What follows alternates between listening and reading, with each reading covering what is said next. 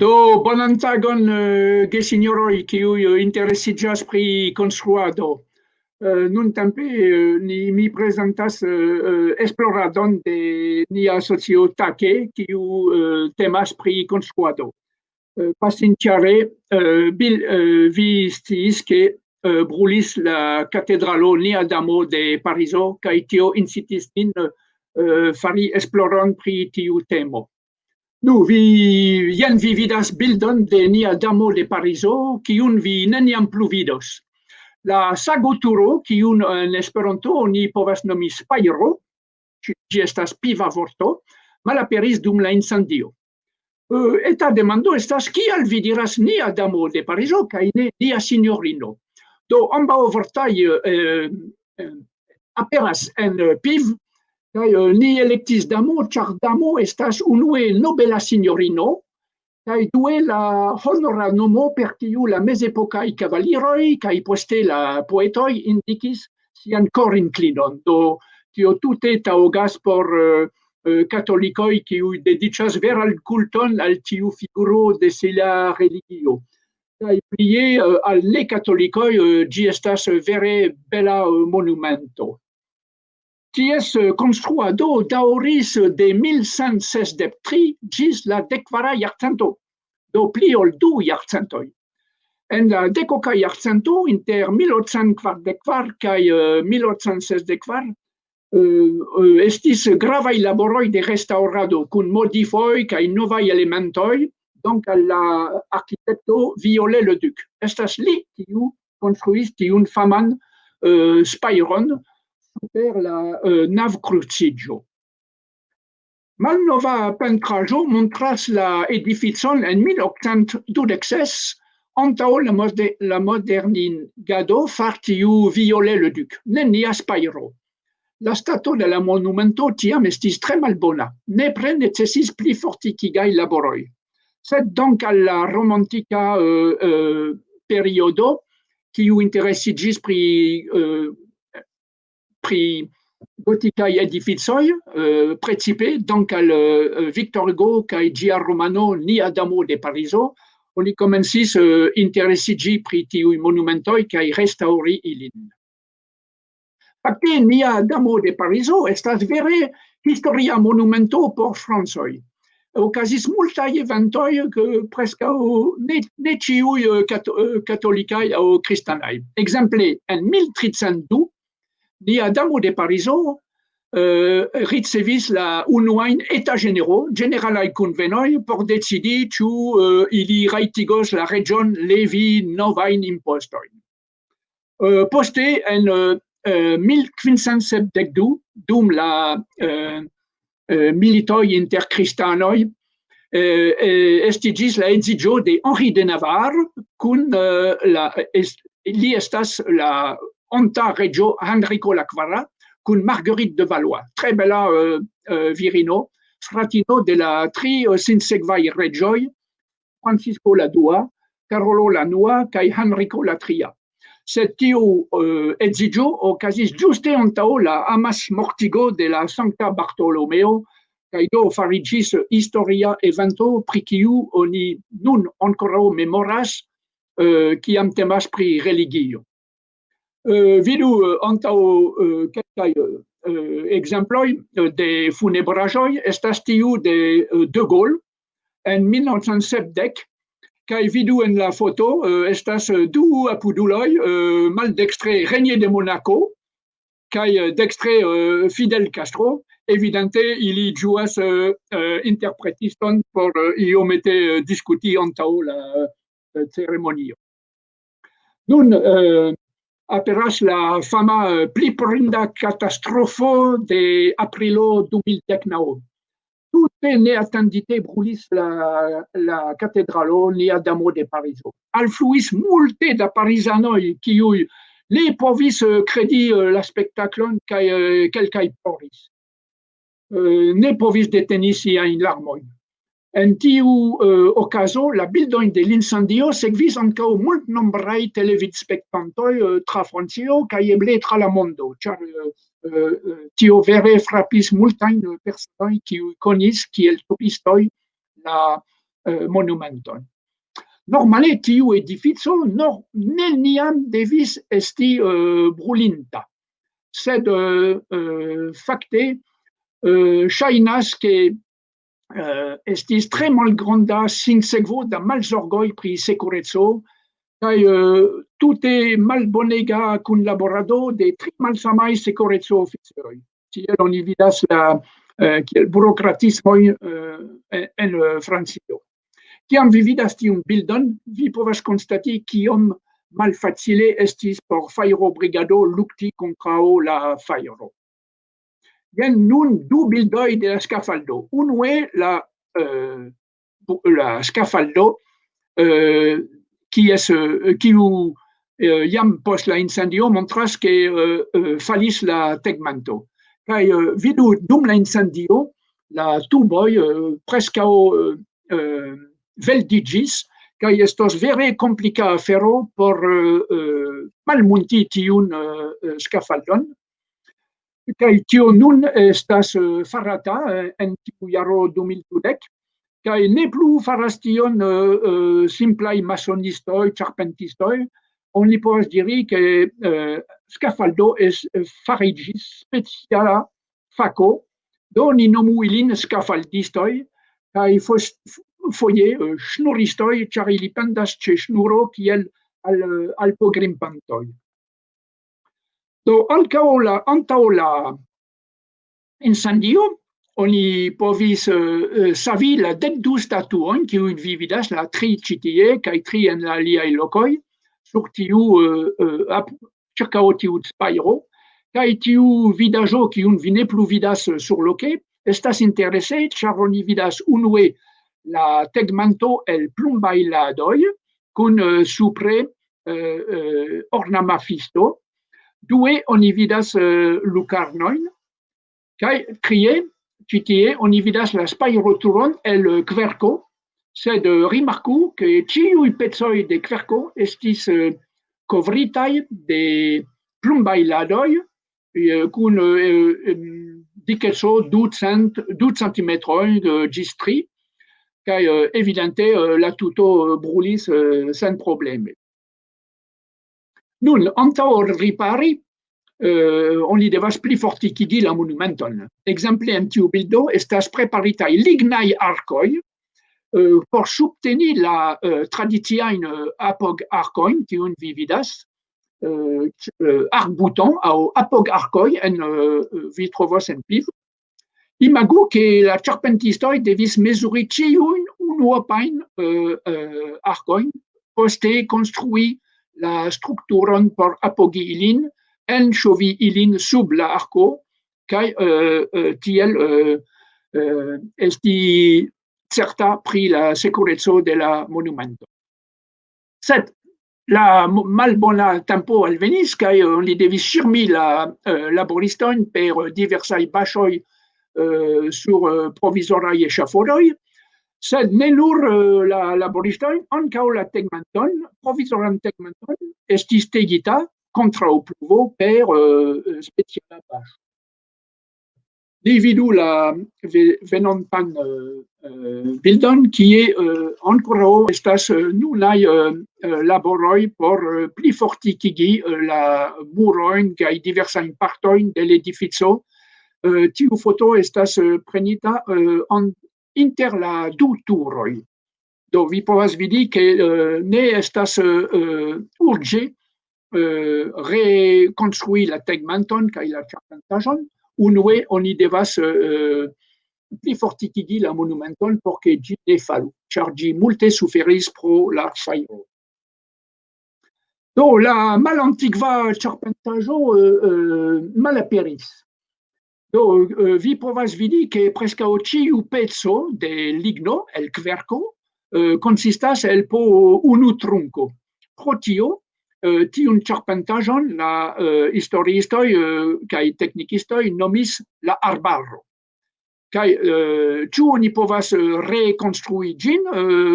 Tute certe, ĉar tre bonŝance iu studanto pri mezur unuoj reprenis ĉiujn mezurojn de la de tiui pezoi de la charpentajo, kai enretigicilin, do oni povos reconstrui se estas necese, se estas volo por tio, vere prescau simile. Sed la problemo estas, ĉu estas ankoraŭ kompetentaj ĉarpentistoj por fari tian verkon? Do bonvolu vidi ke ĉi tie vi vidas la suban tavolon de la ĉarpentaĵo, kies unuan vi vidis antaŭe. Jen la supran tavolon de la ĉarpentaĵo kun ĝia koridoro, kaj jen la duan, kiu estas supre de la volboj. Vi vidas ĉi tie la volbojn. Komplika kaj ege ampleksa strukturo. Eble vi povas demandi al vi al kio utilas tiu sinsekvo da ĉevronoj. Temas pri horizontalaj ĉevronoj. Do ili devas teni rondan formon, kiun vi tuj vidos.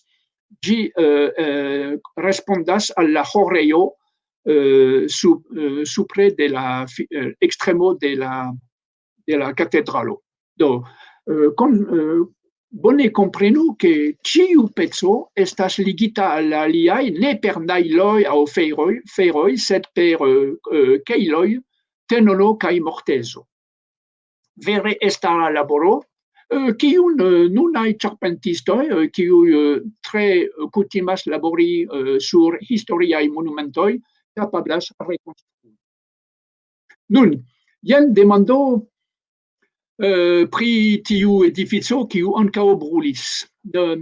Bedaŭrinde tio okazas, kaj tio okazis en 2010 ĉe la Nacia Muzeo de Rio de Janeiro, kiu entute brulis, kaj estis vera katastrofo, eble pli grava ol tiu de nia Damo de Parizo, ĉar estis multaj perditaj trezoroj, ekzemple arkivoj, registraĵoj de indiaj lingvoj nun ne plu parolataj, kulturoj, kotobo. Ĉio perdiĝis por ĉiame, sed nuntempe tamen oni devas pensi kiel rekonstrui, kiam, por kio fari.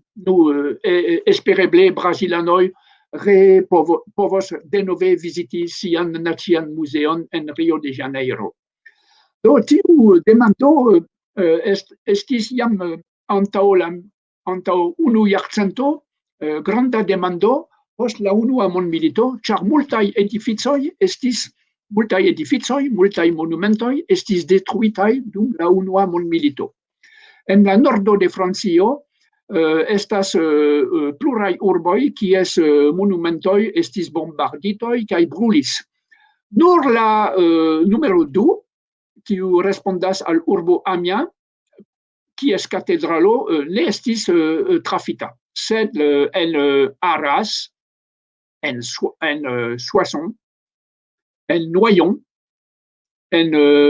Soissons estas la kvina, kaj en Reims estis veraj grandaj detruoj kaj oni bezonis rekonstrui monumentojn. Ekzemple la katedralo de Noyon, vi vidas kia ĝi estas nuntempe, kaj vi vidas nun kia ĝi aspektis tuj post la fino de la milito en 1910.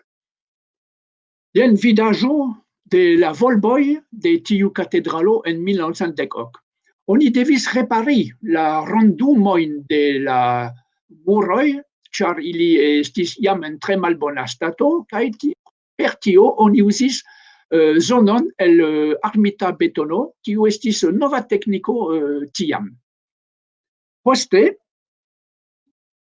oni devas rekonstrui la ĉarpentaĵon. Sur tiu plano, kiu estas la plano de la novkonstruota katedralo, vi povas vidi la numerojn 10, 9, 10, la numerojn de la diversaj trusoj. Trusoj, vi tuj vidos poste kiu estas ĉarpentaĵa strukturo, kiu subtenas la tegmenton. Vi vidos post kelkaj minutoj, ke la unua kaj la dua trusoj estas malsimilaj de aliaj, kaj ni vidos kial. Do, jen vidu kiel oni komencis ĉe la fino, je la numero 10, rekonstrui catedralon kaj vi vidas vertikale la sekson de diversaj trusoj. Do kio estas trus?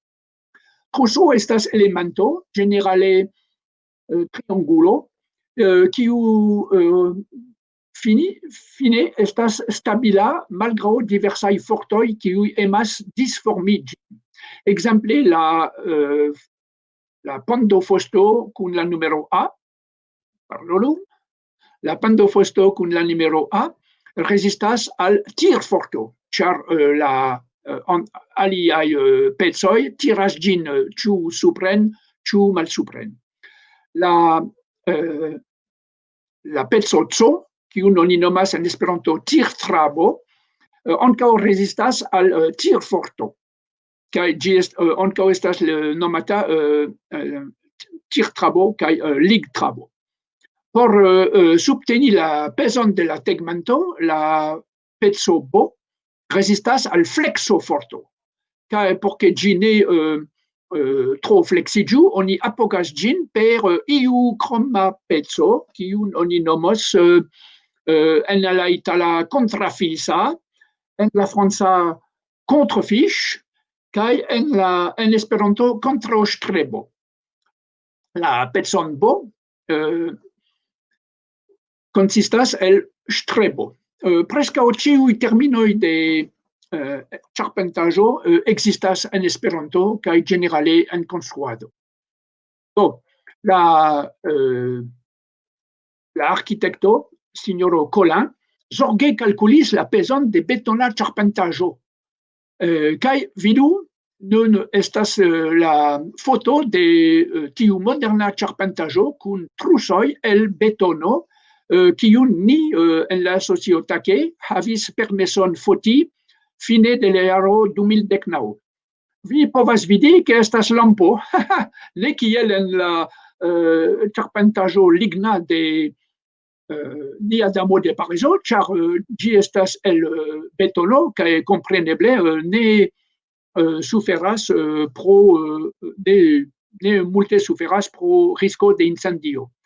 Tiu truso estas distanco, estas spano, distanco inter diversaj trusoj, kaj tion la arkitekto devis zorge kalkuli, ĉar imagu, la pezo de kverko estas 900 kilogramoj per kubikmetro, dum la pezo de betono estas 2200 kilogramoj per kubikmetro. Tio estas du tunoj kaj duono, multe pli. Do oni devis kalkuli por ne tro ŝarĝi la strukturon de la katedralo. Kiam oni montis la trusojn, oni devis poste kunligi ilin. Do oni kunligis ilin per specialaj nodoj kaj specialaj ŝeloj por poste havi vere rigidan aron da trusoj, kiuj estas kunligitaj unu kun la alia. Do vi povas vidi ke sur tiu dekstra bildo estas iu slabo, tio estas kiel diri trabo el betono, kaj li nomis ĝin trotuaro, ĉar ĝi ebligis iri facile de unu ekstremo al la alia. Nun, kiu estas la ĉefa bazo de tiuj trusoj? Ili apogas sin, la trusoj el betono, ili apogas sin sur granda trabo, ni povus diri granda patno de betono, kiu ĉirkaŭas la tutan katedralon kvazaŭ zono. Sed ne nur, ĉar la pezo estas iom granda kaj por pli bone meti ĝin sur la strukturo, la kruro de la truso ankaŭ havas specialan pendantan kruron, kiu apogas sin sur soklo enŝovita en la muron mem de la katedralo. Do tiel oni povis certigi pri la fortikeco de la konstruaĵo. Nun, kio okazis ĉe la du unuaj trusoj? Vidu la dek unuaj trusoj estis tie, kaj vi vidas ĉi tie la bazo, kaj pro la formo de la cathédralo, oni devis fari specialan apogilon por du lastaj aŭ du unuaj trusoj, do kun ĉi tie atendu mi yes, kun ĉi tie stego kaj ĉi tie ŝtrebo por aldoni la pezon de la truso al la muro. Ĉi tie oni bone vidas la specialan kruon, pardonu, la specialan kruon kun la stego por havi stabilan strukturon. Do bone. Pardonu. Nun, oni povas demandi sin, sed kiel la ĉevronoj ĉi tie el kverko povas esti fiksitaj sur tiuj horizontalaj traboj. Ĉi tie vi vidas la trusojn kaj sur la trusoj estas fiksitaj tiuj horizontalaj pecoj, kiujn oni nomas en Esperanto patno, horizontalaj patnoj. Estas facile kompreni se oni vidas la internan facon, flankon de tiu patno. Interne oni enŝovis tabulon kun diversaj boltojn por fiksi ĉevronojn. Do la boltojn vi povas vidi ĉi tie por fiksi la tabuloj el ligno kiu estas enŝovita en la betona patno. Kaj poste sur la ĉevronoj estos fiksitaj la diversaj latoj sur kiuj oni metis poste la tegolon. Ankaŭ estas amuza afero rigardi la strukturon de sub la ĉarpentaĵo de la du turoj. Vi povas vidi du cirklojn, kiuj evidente estis ĉi tie metitaj aŭ malmetitaj por suprenlevi la sonorilojn. Sed rimarku bone, ke tiu granda slabo el betono ne estas rigide fiksita, vidu, oni povas kvazaŭ metu la figron, estas fikse rigida al la muro de la turo por eviti ke la vibradoj de la sonoriloj difektu, damaĝu la tutan turon. Do la slabo estas metita sur diversaj sokloj kaj tiel ne donas la damaĝojn pro la diversaj vibradoj de sonoriloj. Do bela edifico. Vidu, se vi estas turisto kaj vi vidas tiun belan tegmenton kaj tiuj apojgarkoj kun ŝlimo supre, ĉar estas vere en tiu nordo de Francio iom malseka klimato, sed kiu povus imagi ke sub tiu bela tegmento estas betona ĉarpentaĵo. Ne gravas finfine. Plej gravas kio estas videbla interne. Mi rekomendas, se vi iam vizitos Noyon, viziti la katedralon, ĉar ĝi havas 4 nivelojn, kio estas iom maloftaĵo. Unue la ĉefa navo ĉi tie, due la flanka navo kun ĝiaj propraj volboj, supre tribunoj kun propraj navoj, poste triforiumo, normale estas kvaropo, sed triforiumo. Donc al tiu trioforiumo estas eta deklivo por meti tegmenton supre de la volboj de la tribunoj. Kaj ankoraŭ supre je la kvara nivelo la fenestroj, ties vitraloj bedaŭrinde komplete malaperis pro la milito. Nun, mi ŝanĝos katedralon. Ankoraŭ tre konata katedralo pro diversaj aferoj estas la katedralo de Reims. Ankaŭ ĝi estas, kiel nia Damo de Parizo, kovrita per plumbo. Kaj oni vidas ĉi tie liliflorojn, kiuj estas simbolojn de la francaj reĝoj. En la bildo, tre nova bildo de katedralo, kiam turistoj venas viziti. Kai oni visitas la katedralon ne nur pro ĝia estera aspekto, sed ankaŭ pro ĝiaj vitraloj, kiuj ne ĉiuj malaperis. Sed imagu kio okazis dum la unua mondmilito. La katedralo entute brulis kaj ĝi estis bombardita en 1914 ĝis 1918. Kaj tiam oni dubis, ĉu iam oni povos rekonstrui ĝin. Vidu ankaŭ la volboj multe suferis pro bombardoj, kaj la stato de la katedralo tiam estis en pli malbona stato ol la nuna katedralo de Nia Damo de Parizo. Do tio estas refarota. Kio okazis dum la incendio?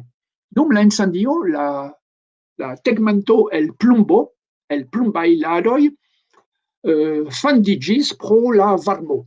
Kaj ĝi iomete kiel en Nia Damo de Parizo, la plumbo fandiĝis kaj oni povas vidi ankoraŭ en muzeo gargojloj, kiuj oni konservis, gargojloj tra kiuj bekoj vomis la fandiĝanta plumbo. Do evidente nuntempe estas seka, sed imagu kiom da poluado. La arkitekto nomiĝas Henri Deneux, kaj vere li estis eksterordinara inventanto kun kreiva povo. Li pensis denove rekonstrui la katedralon kaj la ĉarpentaĵon, kies internan bildon vi vidas nun. Nu, ĉu vi povas vidi, ke tiu ĉarpentaĵo estas jam kompleksa afero kun iom kurba formo, sed ne estas evidente, ke ĝi estas el betono, sed tamen ĝi estas el betono kun tre malsama metodo kiel en Noyon, kiun vi vidis antaŭe. Do, en la arkitekto Colin inspiris sin de malnova arkitekto de la renesanca periodo, kiu nomiĝis Philibert Delorme, kaj inventis lignajn pecojn, kiujn oni kunligis per kejloj kaj kojnoj por havi ronformajn ĉarpentaĵojn, kaj tio estis ankaŭ tre malpli kosta afero. Do l'arkitekto Henri Deneux pensis uzi tiun metodon, sed el betono. Vi povas vidi ĉi tie sur pluraj linioj diversajn pecojn de betonaj elementoj. Ekzemple, sur la meza linio oni vidas la ŝelon, la kofron, se vi preferas, en kiu oni muldis betonon kun la armaturo el ŝtalo, kompreneble, por ke ĝi bone rezistu, kaj vi povas vidi supre la vidon de ĉu de fronte, ĉu de supre, kun ĝiaj tenonoj kaj mortezoj por pli facile kunligi ilin. Oni povis kunligi ilin unue sur linio, dankaj kejloj, kiel ĉe Philibert Delorme, kaj oni ankaŭ povas vidi, ke estis diversaj metodoj por kunligi ilin ĉu oblikve, ĉu vertikale, ĉu perpendikle. Do ĉiuj kunligoj estis antaŭviditaj de la arkitektoj. Kaj li komencis la restaŭradon per tiu metodo sur alia preĝejo por vidi ĉu lia metodo bone funkcias. Nun, vi povas vidi sur tiu fotaĵo de la jaroj 1935 io tia, laboriston kiu portas diversajn elementojn kiuj estis antaŭe mulditaj en ŝeloj. Vi povas vidi, ke la elementoj ne estas tiom grandaj, tiel ke ne necesis pezega skafaldo por monti ilin. Eĉ multaj elementoj estis muntitaj nur de 2 laboristoj iom post iome kun klavoj kaj kejloj. Vere genia eltrovaĵo. Vidu nuntempe la kun ligadon de diversaj elementoj, do unu elemento, du elemento, tri elemento, kaj ĝiaj kunligoj perpendiklaj, la kejloj kaj tie plu. Tio estas la unua tavolo de la ĉarpentaĵo el betono, kaj vi povas vidi ankaŭ la duan tavolon, kiu portas la tegmenton, kun multaj bone antaŭviditaj, konceptitaj ligiloj inter du tavoloj. Unue ni devas iomete paroli pri la strukturo de katedralo, ĉar estas kompreneble tre interesa scii, ke preskaŭ ĉiuj terminoj ekzistas en Esperanto. Unue la firsto de la ĉarpentaĵo, due la ĉarpentaĵo kun ĝia duobla strukturo, poste la volbo el ŝtono, la ĉefa navo, apud ĝi estas la flanka navo, la volboj estas metitaj sur dikaj pilieroj, kaj por ke la volboj ne dispremu la muron, oni plifortikigas ilin per la numero 10, kiu estas apog-arkoj, kaj la apog-arkoj ankaŭ estas subtenataj de dika piliero kontraŭ forta pilastro, sur kiu oni metis ornarman pinaklon, sed ankaŭ pinaklo havas funkcion pro ĝia pezo plifortikigi la arkojn. Vidu ke en Reims la apog-arkoj estas duoblaj. Kaj ĉi tie estas la flanka tegmento por alkonduki la akvon eksteren. Vidu la gargoylon ĉi tie. Kiam la pluvo falas sur la tegmento, ĝi eniras en la defluejon, kaj ĝenerale la defluelo estas provizata per plumbo. Kaj de la plumbo povas esti elkondukita tra la gargoylo. La laboro bone estis organizita, kaj vi povas vidi ke oni komencis maldekstre dekstren. Do vi povas vidi ke ĉi tie oni montas jam la unuan tavolon de la betona ĉarpentaĵo kun ĝiaj pecoj, poste la dua tavolo, poste la ĉevronoj, sur kiuj oni metis la tabulojn kaj latojn por havi la tegmentajn ladojn, kaj fine la plumbaj ladoj sur la tegmento mem. Vi povas vidi ankaŭ sur la supro la liliflorojn, kiuj estas simboloj de la francaj reĝoj. Ĉi tie oni bone vidas ke la deklivo estas vere forta. Mi pensas pli malpli 70 gradoj aŭ pli ol 140 elcentoj. Do vi ne havu kapturniĝon se vi volas labori kiel tegmentisto aŭ ĉarpentisto. Sed vere elstara laboro, kiu donas impreson de daŭra konstruado. Jen ankoraŭ lasta vidaĵo de la katedralo de nuntempe, en 2019, katedralo de Reims, kun ĝiaj plumbaj ladoj de la jaro 1935 aŭ 36. Ĉi tie estas kroma konstruaĵo, kies tegmenton ankaŭ en plumba lado oni restaŭris antaŭ nelonge, kaj ĉi tie estas simpla tegmento el ardezoplatoj. Do ni vidas tiun aferon de pli proksime.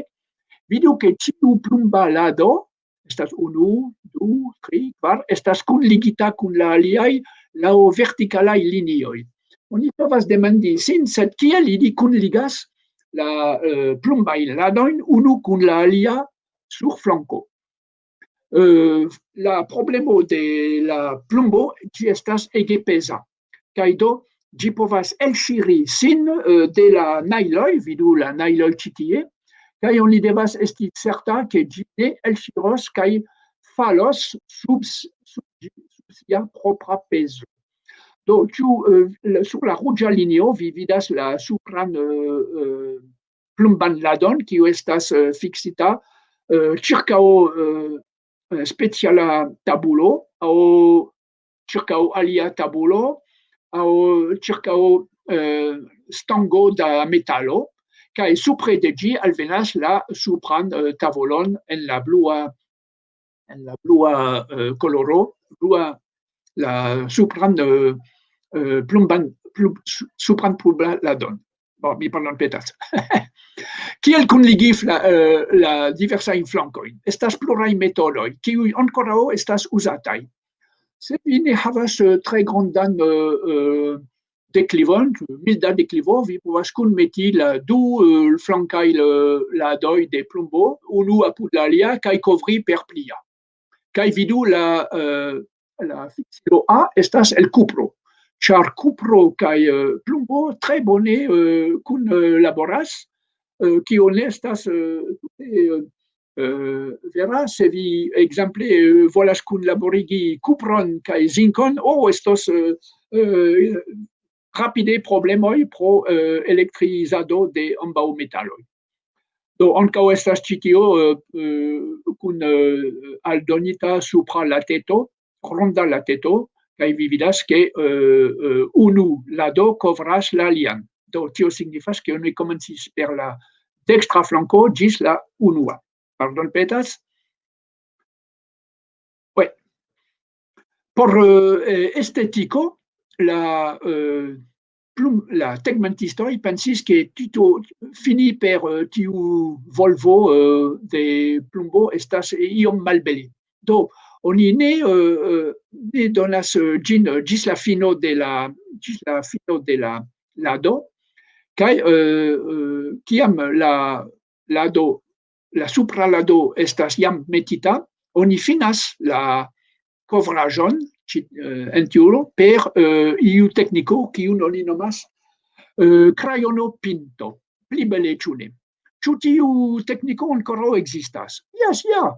Vidu en la regiono kie mi vivas, estas kastelo kun apuda konstruaĵo, kaj oni kovris ĝin per tegmento el plumbo, plumbaj ladoj. Vi vidas tre facile la krajonopintoj preskaŭ ĉi tie, bone enŝovitaj.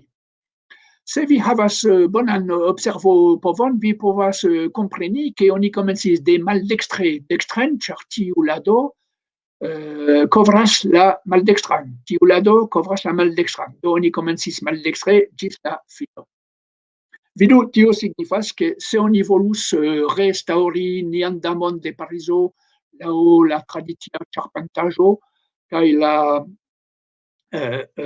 tradiciaj metodoj de plumbo, tio estas ebla, la kompetencoj ekzistas, la lignoprovizoj ekzistas. Sed povas esti polemiko, ĉu ne estus pli bone modernigi kaj uzi modernajn teknikojn. Ekzemple, vi vidas ĉi tie la internon de ĉarpentaĵo de granda katedralo en Eŭropo. Temas pri la katedralo de Vieno, kiu bedaŭrinde estis bombardita dum la fino de la dua milito en 1940. Do nun ĝi estas ŝtala ĉarpentaĵo, sed kiu zorgas, kiam oni estas ekstere. Se vi volas poste havi la diversajn fontojn, mi povas tion montri al vi, sed nun sufiĉas. Mi dankas vin kaj esperas ke vi ne tro rapide parolis. Nun, se estas demandoj, mi estas je via dispono. Ĉu estas emo fari kopion de Le Duc Formo de la katedralo? Aŭ oni faras novan version? Mi ne komprenas bone. Le Duc Formo, ĉu vi parolas pri la arkitekto de la deknaŭa jarcento? Mi pensas ke ĉio estis enretigita, enkomputiligita, kaj se oni dezirus, se estus politika volo, ĉio estas ebla teknike. Ĉu tradicie, ĉu moderne. Ĉio estas ebla. La problemo poste estos budĝeto, sed vi scias ke multaj riĉuloj donis gravajn sumojn tuj post la incendio, kaj eble oni restaŭrios la nian damon de Parizo, tia kia ĝi estis. Do, karaj geamianoj, mi ne scias, ĉu vi estis multaj por aŭskulti kaj rigardi mian prelegon. Sciu ke vi ĉiam povas aliri al la retejo take.free kaj vi aŭ nur simple skribu Take Esperanto kaj vi trovas nian retejon kaj havos eblecon rigardi sur komputilo la lastajn numerojn de nia revuo. Fakte mi uzis la mi uzis la tekstojn de tiu revuo por prepari tiun prelegon.